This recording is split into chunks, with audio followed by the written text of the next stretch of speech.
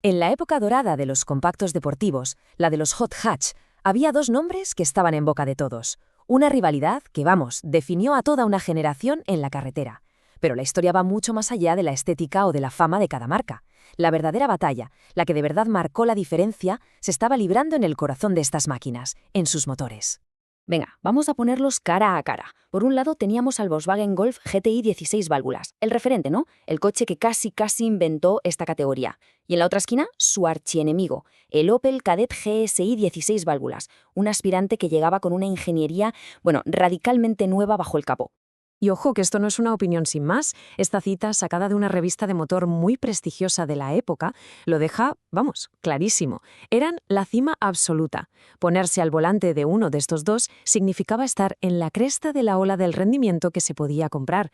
La pregunta en la calle no era si eran buenos o no. La pregunta era cuál de los dos era el auténtico rey. A ver, que quede claro que esto no era solo una comparativa de cifras, de caballos o de tiempos por vuelta, no. Elegir un Golf o un Kadett era como ser de un equipo de fútbol. Representaban dos filosofías completamente distintas, dos maneras de entender qué era un coche deportivo. Y sus dueños, sus dueños defendían su elección con una pasión que ya querrían muchos. Y esta imagen, la verdad, ilustra a la perfección a dónde queremos llegar.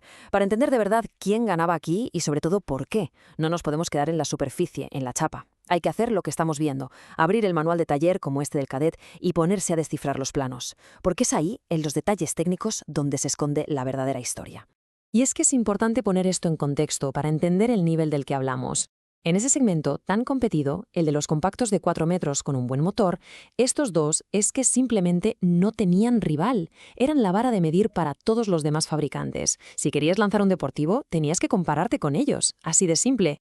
Vale, pues vamos al meollo del asunto, a la batalla de verdad.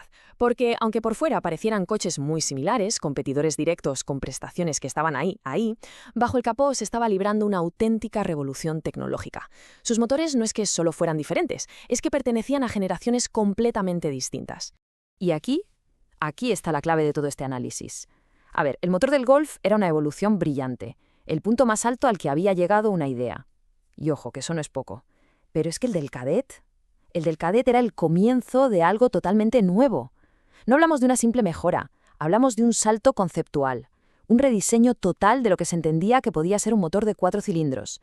Fijaos en esta imagen. No hace falta que entendamos este diagrama de la dirección al detalle. Usémoslo solo como un ejemplo. Su complejidad es el símbolo perfecto de lo que pasaba en todo el coche.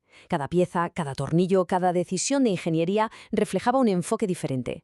Por un lado, Volkswagen, que se dedicaba a perfeccionar una fórmula que ya funcionaba. Y por otro, Opel, que apostaba por la innovación, a veces incluso radical. Venga, pues vamos a meternos en faena, al detalle, para ver cómo se notaba esa diferencia en el mundo real. Vamos a comparar un par de aspectos clave que demuestran por qué estos dos motores, que sobre el papel parecían tan similares, en realidad jugaban en ligas completamente diferentes.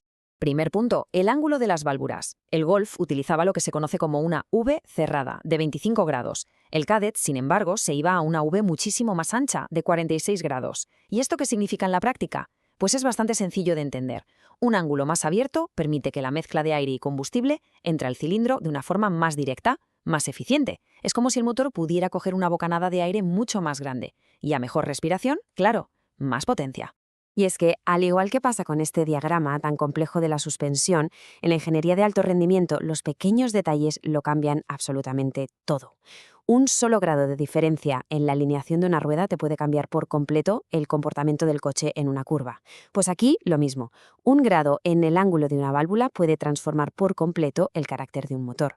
Segundo punto importante, cómo se movían los árboles de levas. El Golf, usaba un sistema un tanto enrevesado. Una correa dentada movía un árbol de levas y luego ese árbol de levas movía al segundo a través de una cadena. Una combinación un poco compleja. ¿Qué hacía el Kadett? Pues una solución mucho más moderna y directa. Una sola correa dentada para los dos árboles. Y ya está. Más simple, más eficiente y desde luego tecnológicamente mucho más avanzado. Pero esperad, que la cosa no se queda ahí. El motor del Kadett traía tecnología que era, casi de competición. Por ejemplo, las válvulas de escape estaban refrigeradas por sodio. ¿Para qué? Para aguantar temperaturas infernales sin romperse. Llevaba pistones forjados, que son mucho más resistentes y ligeros, y bulones de pistón flotantes para reducir la fricción. Son detalles técnicos, sí, pero detalles que el Golf sencillamente no tenía y demostraban una apuesta total por el rendimiento, sin concesiones. Entonces, ¿cuál es la conclusión de todo este repaso técnico?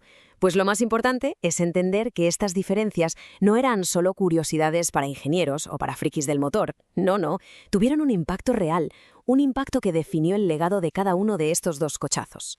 Esta frase de aquí lo resume todo, de verdad, a la perfección.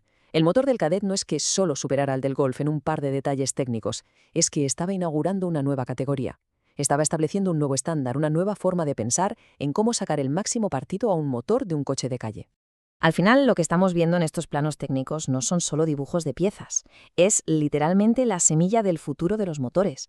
La innovación que trajo el Kadett demostró que la tecnología de la alta competición podía bajar a la calle, y al hacerlo cambió para siempre lo que la gente esperaba de un coche deportivo, y de paso obligó a toda la industria a ponerse las pilas. Y todo esto nos deja con una última reflexión. En la carretera, en el día a día, la batalla entre estos dos titanes estaba reñidísima. Era muy difícil decir cuál era mejor.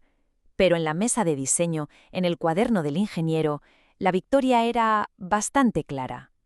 Y eso nos lleva a preguntarnos dónde se ganan de verdad las carreras importantes, las que definen el futuro. ¿Se ganan en la décima de segundo que arañas en un circuito? ¿O en esa idea brillante que alguien dibuja por primera vez en un plano?